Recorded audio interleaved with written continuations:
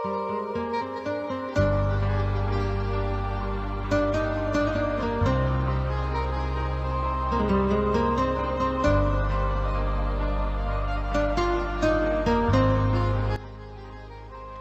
عليكم أعزائي المشاهدين، إن شاء الله تكونوا بخير. معكم بتول من مطبخ بتول قوجة. برحب فيكم من جديد وبرحب بكل المتابعين الجداد اللي انضموا للقناة. وصفتنا لليوم هي القرمان بلبن وجواته كبة وكمان جنبه رز، بالشامي بيقولوا الشاكرية. تابعوني للأخير مشان تذوقوا أطيب قرمان بلبن.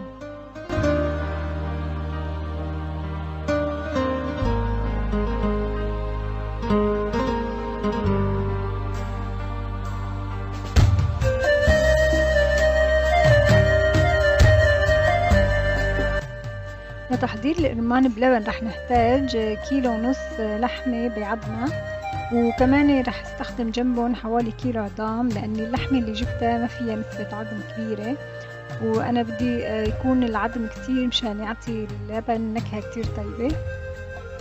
رح نحتاج كمان مطيبات اللحمة اللي هي ورق غار وقرنفل وعود قرفة وحبهان وبصليات.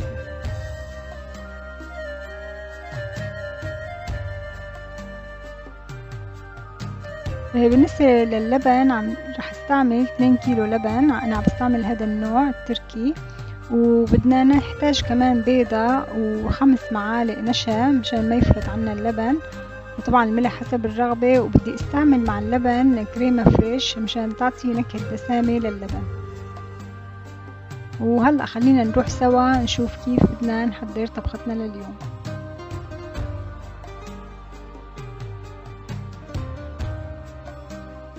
رح نجيب طنجرة ضغط ونحط فيها معلقة كبيرة سمنة، واللي ما عنده طنجرة ضغط فيه يستخدم طنجرة عادية، بس رح تاخد معه بوقت السوى فترة أطول. رح نحط معلقة السمنة وندوبها.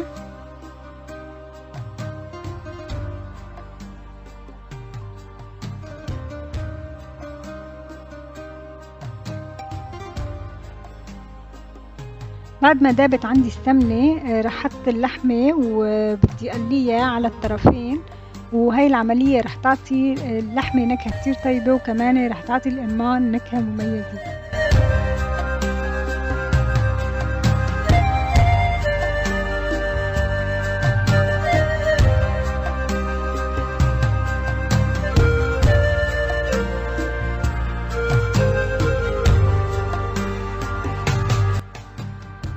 بعد ما خلصت تقلية اللحمة على الوشين رح ضيف لهم العظام ما بدهم تقلية.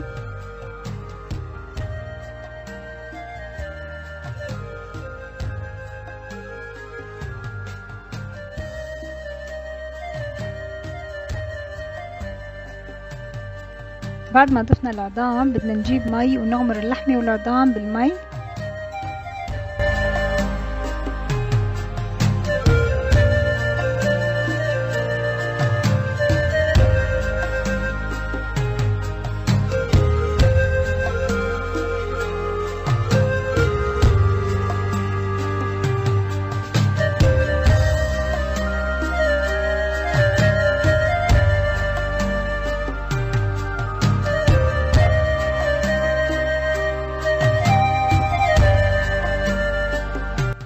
بعد ما غمرنا اللحمة والعظام بالمي رح نضيف ملح، والملح دائما مثل ما قلت لكم حسب الرغبة. ورح نضيف المطيبات اللي سبق وذكرناها.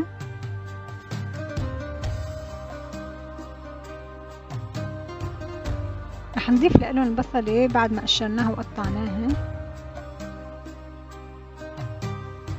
ورح نضيف حوالي معلقة كبيرة فلفل أسود أو فلفل مشكل حسب المتوفر عندكم.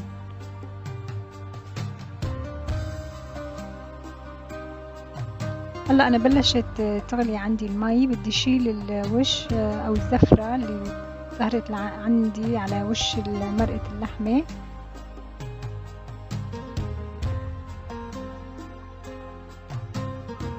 وراح ضيف لهم عجوتين تمر، وهدول راح يخلولي اللحمة تستوي بشكل أسرع.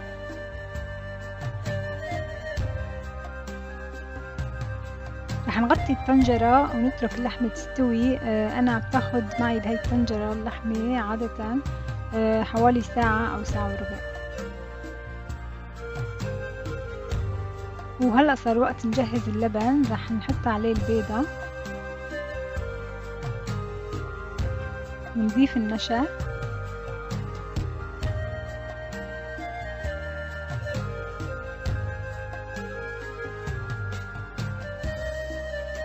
ورح ضيف كمان القشطة الفريش.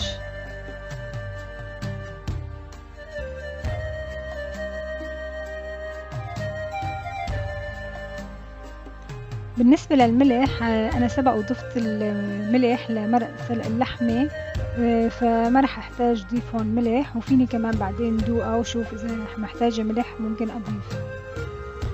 هلأ بنخلط المكونات مع بعضها كتير منيح لحتى نوصل لمزيج متماسك.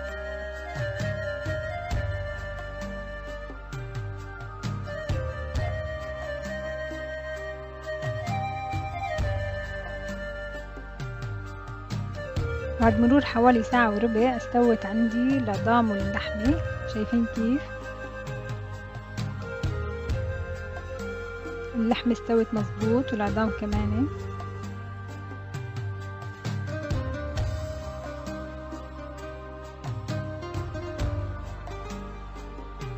بعد ما خلطنا البيضة والنشا واللبن بدنا نحطهم على النار ونضل نحركهم لحتى تبلش يغلي عندي اللبن.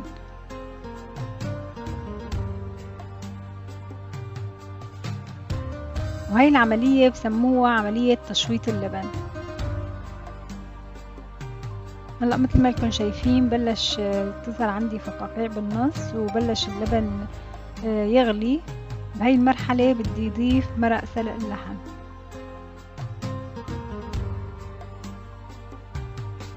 ضفنا مرق سلق اللحم للبن وهلا بدنا نحرك كل هالمكونات مع بعضهم.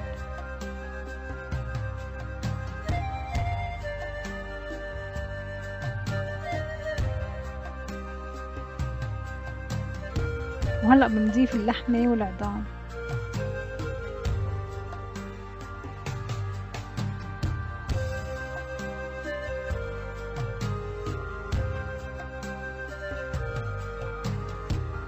أنا ضفت اللحمة والعظام للبن وهلأ رح أتركهم على نار هادية حوالي ساعة ساعة ونص يغلوا يمتزجوا مع بعض وخلي النكهات كلها تتمازج وتختلط.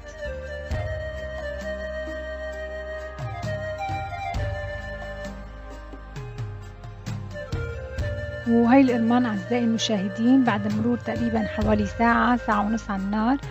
وقبل ما أسكبه بدي أضيف الكبة. بالنسبة للكبة اللي أنا استعملتها نفس طريقة الكبة المقلية، بس هي أنا ضفت لها شوية دهنة جواتها لما عملتها. وبدي أحط لكم رابط عمل الكبة المقلية بأسفل الفيديو في صندوق الوصف عشان إذا حبيتوا تعملوها. وبالنسبة للكبة في منهم بيسلقوها قبل ما يحطوها بالقرمان وفي منهم لا.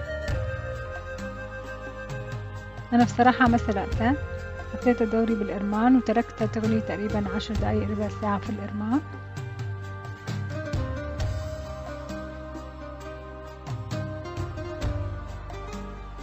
هيك صارت عنا أعزائي المشاهدين أكلة القرمان جاهزة. وكمان عملت جنبها رز بشعرية اللي بحب ياكل جنبها رز بشعرية أو بحب يكتفي بالكبة الموجودة جواتها.